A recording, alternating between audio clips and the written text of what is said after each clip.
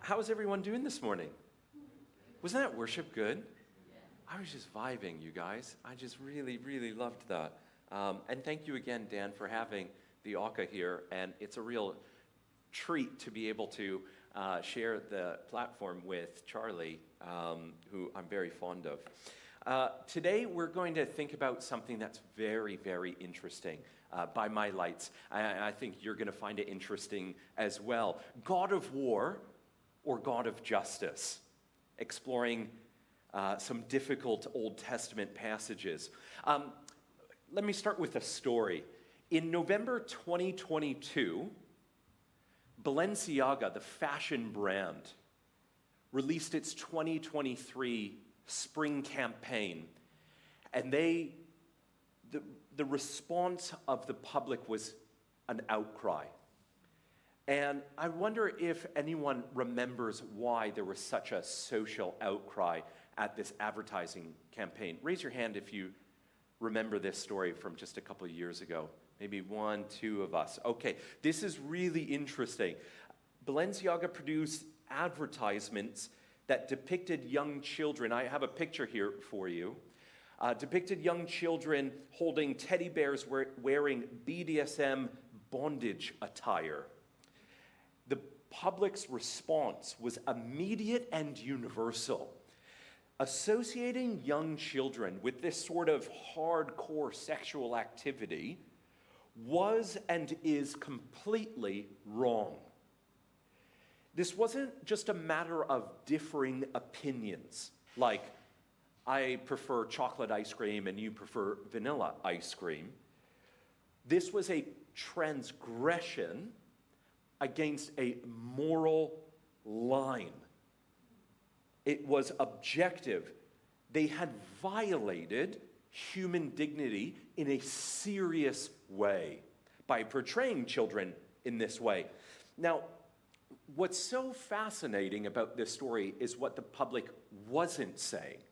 Everyone decried what this company had done, but no one was saying things like, this is Balenciaga's truth. No one was saying, you shouldn't judge. No one was saying, it's more complicated, it's more nuanced than that. No, instead, there was a consensus that this is wrong and that there should be consequences, there should be judgment for this kind of transgression against an objective moral standard. Fortunately, some sense of justice was served. So the campaign was taken down from the internet and legal action followed. But the moral intuition, the instinct that I'm trying to pump in your guys' thinking is that there was this demand for justice. There was a demand for judgment. And that's significant as we approach our topic today. So I want you to hold that instinct, that moral intuition in your mind, because it's going to come up later on in the talk. Before we get any further, when we're talking about justice, I think it's helpful to have a working definition of justice before we proceed any further. Now, and one of the reasons why this is so significant is that in our culture, justice is often at the very top of our hierarchy of values. Perhaps you've heard Gen Z, Gen Alpha in particular, are often referred to as Generation Justice. Really high at the top of the hierarchy of values in our cultures. And really, this is germane to our topic, relevant to our topic, because the objection, as we're going to see in a moment, is that, gosh, we uphold this value of justice, but God, he's unjust, especially in the Old Testament. And that's an incompatibility that merits our rejection of the Christian worldview. So before we go any further, what is justice? Would somebody like to take a crack at defining that for us? That's very interesting. Not all at once, you guys. Come on. Well, let me help you out. Oh, did somebody?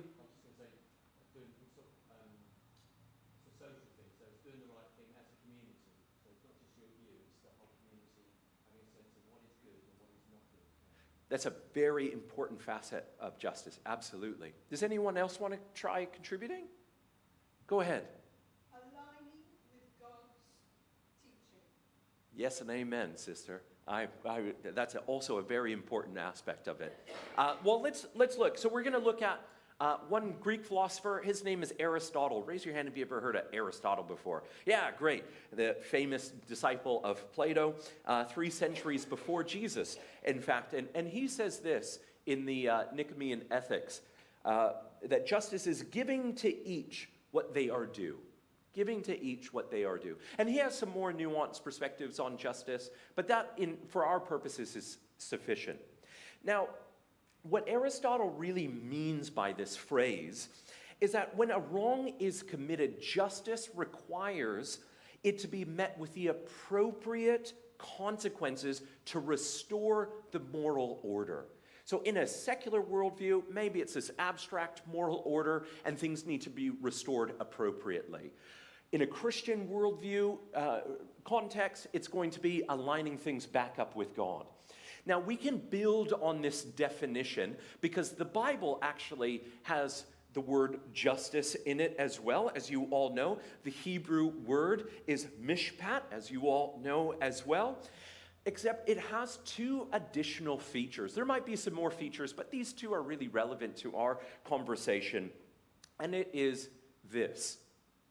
Number 1 is that it is rooted in God's character. It's not rooted in some abstract principle, some abstract moral law, that sort of thing, sort of like numbers or logic. No, it's rooted in the person of God himself, and in more particularly, his nature being one of goodness, of holiness, of justice.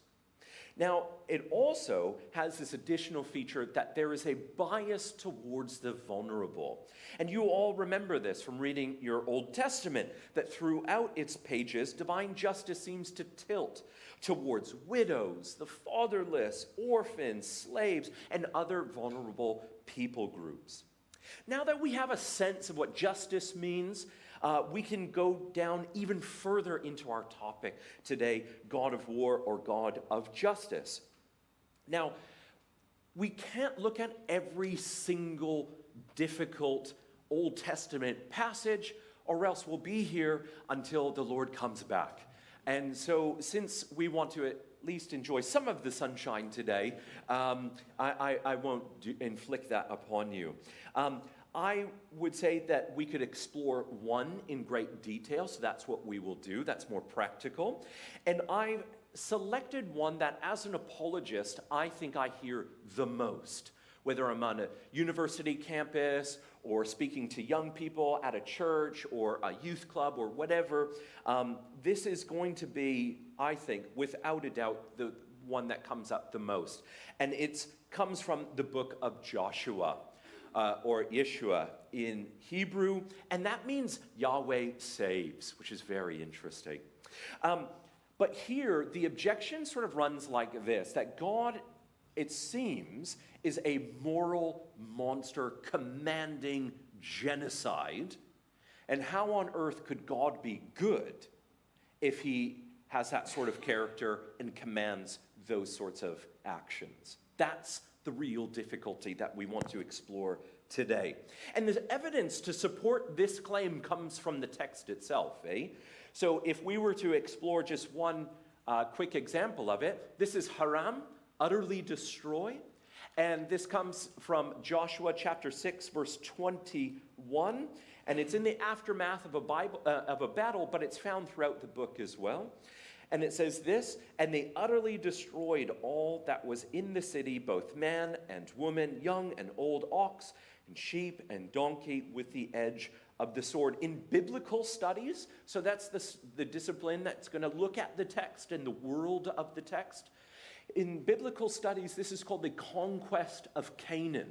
And it attracts a lot of heat, not only from people within biblical studies, but also from those outside biblical studies. So the most famous example of this is Richard Dawkins, our beloved atheist. And he says this, The God of the Old Testament is arguably, and he has this passage in mind, the most unpleasant character in all fiction. Just twisting the knife with that last bit there.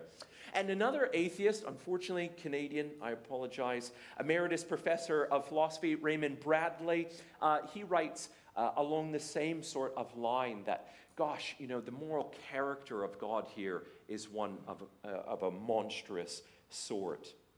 Now, their big idea is that God's character is repulsive. It's morally repulsive, morally monstrous. He's unjust. Now, why is this relevant to us here today, aside from just the need to respond to an objection?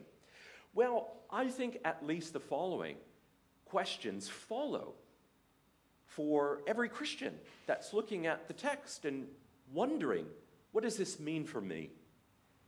Is Christianity harmful? This is part of Christianity. Does it mean that Christianity is harmful? Is the Bible harmful? To what extent should I be reading this literally? What does this mean about God's character? Is he good? Is he safe? Is it not evidence that religion is dangerous, as the new atheist movement often lodges against theism? If I'm a Christian, what does this mean for my faith? How can I place my faith, my trust in this sort of God? And these are all really meaningful questions, I think.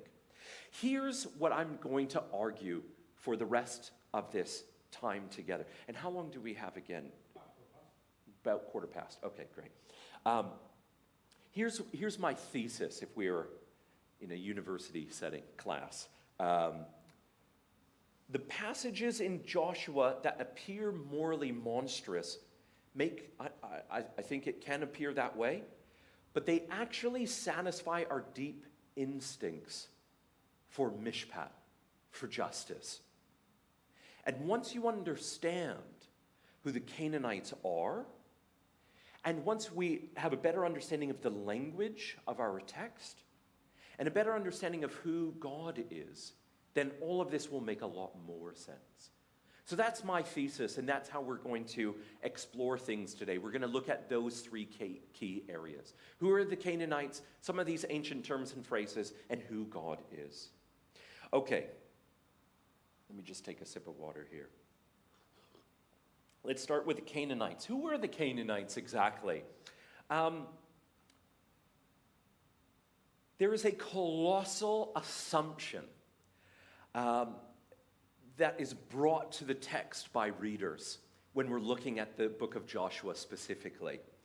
And it's typically like this. The mighty, militarized nation of Israel descends upon the helpless, innocent land of Canaan, populated by the Canaanites, and they invoke God's name to justify their actions and commit genocide. That's the assumption that often is brought to the text. Okay, I'm going to argue that couldn't be further from the truth. That couldn't be further from the truth. In reality, the confrontation is between a corrupt superpower, namely Canaan, and a nation of former slaves. And really, these slaves probably still have the rags, on their back from the Exodus and the weapons that are formed wandering in the desert for 40 years and so on. But anyways, biblical scholars like Sandra Richner, Richard Hess, Ian Provan, Paul Copan clarify this point. That Canaan, in actuality, far from being this, weak and underdeveloped nation, there is a superiority of weaponry, armor, defense, war experience, sustenance. Remember, they've just been wandering in the desert for 40 years, eating manna and whatever they're finding in the desert. A superior economy and a superior population. Now, they are a highly developed society and culture that have 400 years of advancement on the Israelites. That's massive. In Canada's only 150 years old or 153 years old or something like that. 400 years is a massive head start developmentally for the Canaanites on the Israelites. Now, in addition to that, we have to look at the portrait, the moral portrait of the Canaanite culture. And I think it's quite devastating. So the Canaanites had this widespread reputation for violent conquest and aggressive warfare. Even in the ancient world, they were considered brutal. But it went even deeper than this military brutality.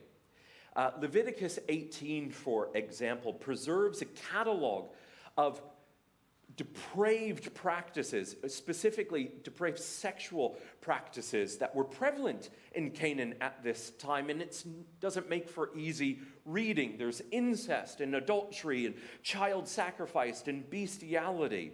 The text is explicit precisely because Israel needed to understand what they were entering into and why these practices were incompatible with any society that wished to reflect the justice and holiness of God. This wasn't just a clash of cultures that was happening here in the way that we might use the phrase today. There was profound moral catastrophe that's going on in the land of Canaan. And what really is at the centerpiece of this is the cult of Moloch, or the worship of Moloch. Now, Moloch, man, he was a real piece of work too, eh? Let me just give you... If we thought Balenciaga was morally appalling, this is much worse. And one of the grave evils of the cult of Moloch was child sacrifice. So as you can see in the picture here, this is a metal statue that would have a fire lit underneath it. It would be heated to the point that it's red hot, and then they would place children in the arms of Moloch as a sacrifice. John Day from Oxford says there's overwhelming evidence that the Old Testament itself implies that children were offered in a fiery human sacrifice to Moloch. There is therefore no reason to doubt the biblical testimony to Canaanite child sacrifice. Unimaginable evil is going on there. Utterly unjust. Many magnitudes worse than Balenciaga. And here's the point. If a case of less injustice, Balenciaga, merited the need for justice, then a case of much worse injustice, I think, also merits the need for justice. Now, I'm going to pause there, and we're going to move on to language because we're already running out of time. Now, there's a couple of words and phrases that once you illuminate them and understand them, I think the text really opens up in a really helpful way. And there's one way that I like to think about this. So, as I've said many times before, I'm Canadian. I love being Canadian, you guys. We just have a great reputation, and I'm trying to just uphold this international reputation. I say sorry everywhere I go, and we're very polite, and we hold doors and all that sort of thing. Living in Canada, as some of you who have visited know, is an extreme sport. When my wife and we got married, it was minus 40 degrees Celsius without the wind chill. With the wind chill, it was minus 60. It was what they call a polar vortex on our... It was supposed to be a nice spring day. It was March 1st, 2014. And it was supposed to be a nice day, and we rented a hotel, and then all of a sudden, I don't know, we got this minus 40 day. Anyways, that's so cold even Jesus doesn't want to come out. And now I've lived in Oxford for basically since 2016. And what I've noticed is that you guys, the British people whom my wife and I love and adore, and hence why we've been here for so long, you guys say some weird things. Let me give you an example of what I mean. And weird to like Canadian ears. For example, geezer. So in Canada, this is a proper insult. Okay, you don't. So it has this connotation of somebody old and cantankerous and that sort of thing, and you would not say that in polite company. Okay, but over here it's like it's like a compliment. Like, oh, this guy, he's a proper geezer. Like, he's cool. And for me, I'm like, wow, that's like just so alien to me. Here's another one. Shattered. You guys love saying I'm shattered. If you said I'm shattered in Canada, we would be genuinely concerned for your mental health. Okay? We would be like, are you okay? Should we get the pastor on the phone? Are you in counseling right now? You're shattered on the inside. Like maybe you've experienced some sort of trauma and we need to like rally around you and care for you and support you. But over here, it's just like, oh, I'm tired, bro. Cool. Different meanings, significant different meanings. The last one I'll bring to your attention is, you all right. You all right. So when I first came here, and I would be like in my college, and people would say, oh, you all right. In Canada, when we greet each other and see how they're doing, we'd say, hey, how you doing? And if you're really close to you, how you doing, bud? Like, that's a proper Canadian, greeting. But when we hear something like, are you all right? We're thinking like, this person is like genuinely concerned about my welfare. And then it would prompt, at least me in my experience, I was like, am I all right? I'm not too, I am stressed and like, yeah, I got a busy workload and maybe I'm not all right, actually. I'm really glad that you asked. Thank you for this, this care and attention that you're giving me.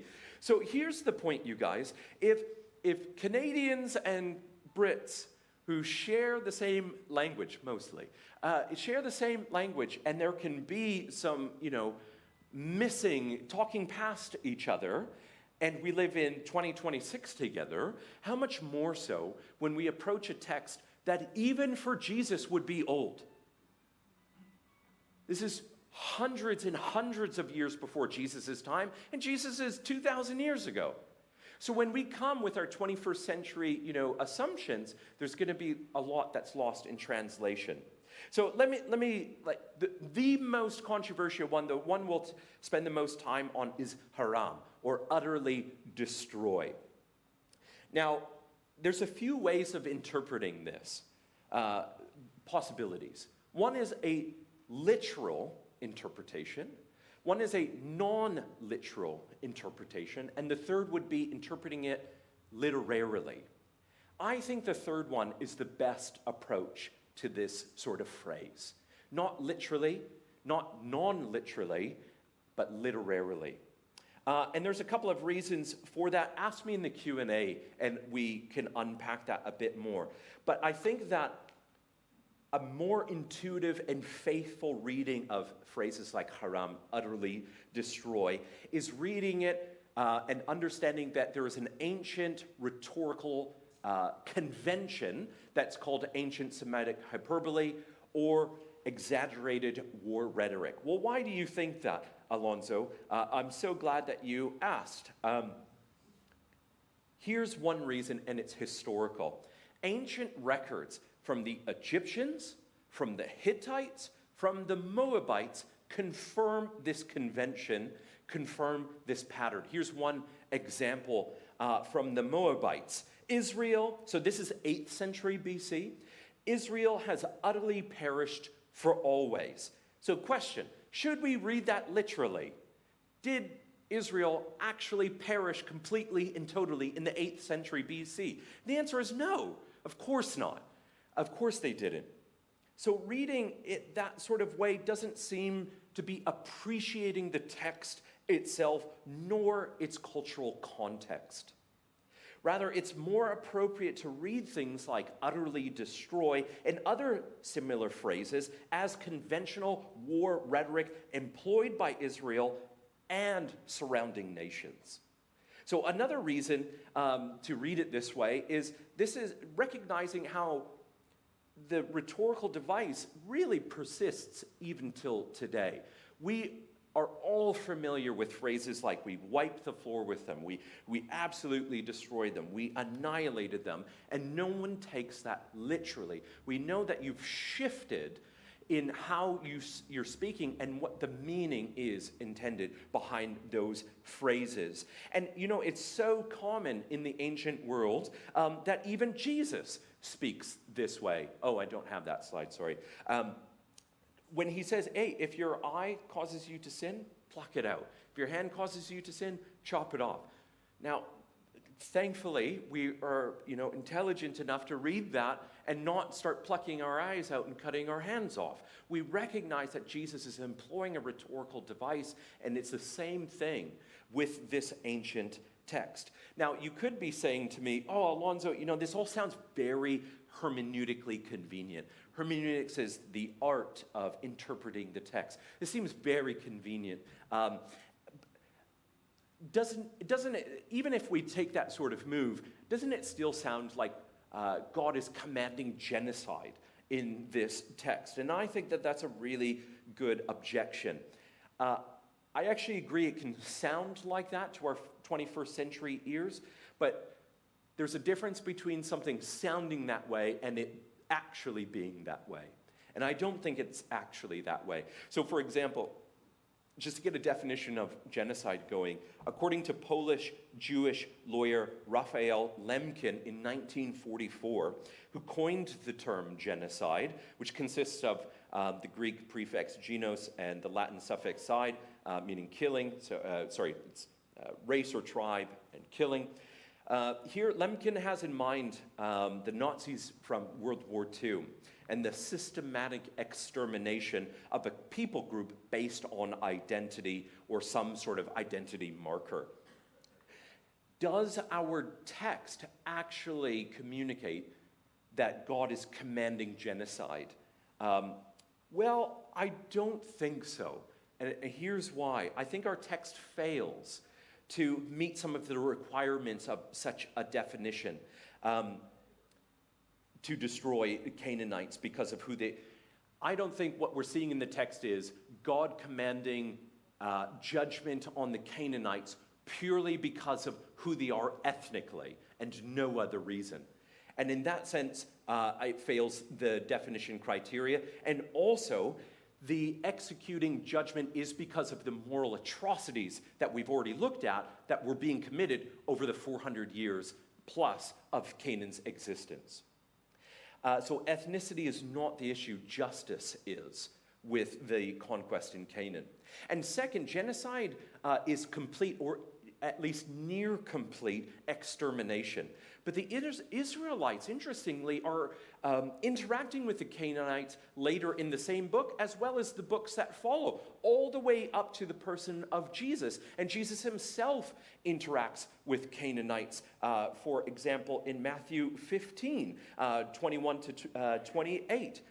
Now, before I move on to the next one, it's important to notice how this phrase is not restricted to descriptions of battles with Canaanites only, which I think is super interesting and further evidence that this isn't genocide. So let me give you an example. I'm sorry, I don't have a slide for this one either, but if you were to turn to Joshua chapter 7, verses 1 through 7, so their battle within the Canaanite land has already commenced. And in Joshua 7, Joshua sends 3,000 combatants to battle with Ai. With, how do we pronounce it? Ai, yeah, okay, yeah, that's right. It's like, I just get, because it's spelled A-I. Anyways, combatants to Ai, they lose 36 of their combatants. Israel loses 36 of their combatants. And Joshua cries out to God that Israel has been destroyed in the same sort of exaggerated war rhetoric style decry to God. Obviously, this is it. They are not destroyed. There's 36 of them. Sad as that is, that 36 lives were lost, it is a far cry from Israel's been destroyed. Okay, let's go to our next term. The next term is city, or Ir in Hebrew. Now, this is really interesting because when people come to the text, they're like, wow, look at all of these cities, eh? These cities are being destroyed. What on earth is going on here? And when we read city in an English translation, we think London, we think Toronto, we think New York, those sorts of cities that are highly, densely civilian populated cities. Now, that's just not what the text means when it's writing the term city. So, for example, we can turn to one scholar who says, the word city, or ir, again in Hebrew, the word conjured up images of a fortified military garrison. Cities were frequently military outposts that defended the roads leading up to where people were. Think the Great Wall of China as a military defense against invasion. This is where soldiers were, not where people lived. Women, children, and other civilians were in towns and villages in the surrounding countryside, looking to the cities for military protection. This is why the only non-combatant that we find when the Israelites send spies into Jericho is Rahab.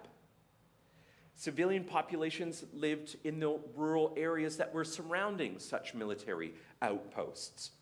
And this is genuinely striking, I think, because whenever there were individuals that were non-combatants in these cities, which again are military outposts, they were extended an offering of peace and welcomed into, an invitation to be welcomed into the nation of Israel. Rahab is one example. If you want to look for another example of this to corroborate this point, you can turn to Joshua chapter 9 with the Gibeonites. That's another example of it. Okay, now Jericho, or Jericho. Jericho is building on this idea about city. And we, again, imagine this big city, Jericho, that gets, demolished. Now, Jericho is really interesting because scholars tell us that this military outpost not only would have only had military combatants, but probably was only big enough to have about 100 to 150 military combatants. And Rahab and her family are working the tavern, and amongst other things, because sometimes soldiers wanted something more than a pint of beer. Now, the reason why we know that this is such is because, well, archaeologically on one hand, but on the other side, just thinking about the text itself.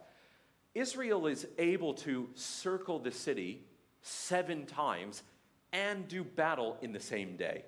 If this was London, I don't know how practical it would be to circle it 7 times and then, commence battle and it still be the same 24-hour period. Doesn't seem likely at all. But then, Alonzo, man, the text, it talks about thousands of people then. Like, what's going on? If you're saying 100, 150 people here, what about this word thousands? I'm so grateful for the question, you guys, and the interaction. This is aleph in Hebrew, means thousands.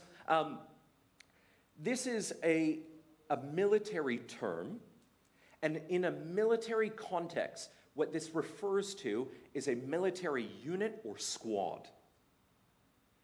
So when we read that 12,000 were defeated at Ai, in Joshua chapter 8, for example, this amounts to about 12 military squads or units of combatants only. This would be limited to combatants, and not 12,000 individual civilians. There's an Old Testament scholar, Richard Hess, who writes, in this case, each squad may have included about 10 warriors. So the amount, the total sum, would be between 100 to 150. Last one, and aside from utterly destroyed, this is like the most controversial and attracts the most heat, which is men and women, young and old. So it goes right back to the very first scripture that we started with, from Joshua 6:21. This is a literary device as well, and it's a literary device called merism. Merism, and you're actually already familiar with this literary device. So you remember Genesis chapter 1, verse 1, in the beginning, God created the heavens and the earth. That is a merism. Or in 1 Samuel chapter 3, verse 20, from Dan to Beersheba. That's a merism. What are these things doing? Well, this is a stock phrase used by biblical authors to express totality by contrasting two items. So when it says that God created the heavens and the earth, it's not picking out two items within creation that God's created and saying he's created these two things. It's a way of saying, no, he's created everything. And from Dan to Beersheba, it's not saying these two locations in isolation. It's a way of referring to all of Israel. And you just have to appreciate the historical context such that the ancient hearers just understand this automatically. This is the way our culture talks. And I think in 2026, we need to appreciate the fact that ancient cultures from different parts of the world spoke in ways that are dissimilar to the way that we speak here in the West in the modern world. And this would be one of the really important ones. I've ran out of time. But let me just say this about who God is. One of the most striking facts of the book of Joshua is that there's this absence of divine favoritism. This is really interesting. Do you guys remember when Joshua, before the very first battle commences, he has a theophany. A theophany is a theological term for a manifestation of Yahweh. And it manifests in this commander of an army, a general. And Joshua comes up to this guy and he says, are you for us or for our enemies? And what does he say, this theophany? Neither. And what's so striking about that is Yahweh isn't playing these political games. He isn't playing these religious games. It's either you're on the side of Yahweh or you're not on the side of Yahweh. And so I think that that's so striking because if you're reading some of these other ancient accounts, it's basically, I'm going to forge this alliance with some deity, and whatever I do, the deity is going to justify it. But this is just not the case. And we see how embarrassing it is when the Israelites do step out of line.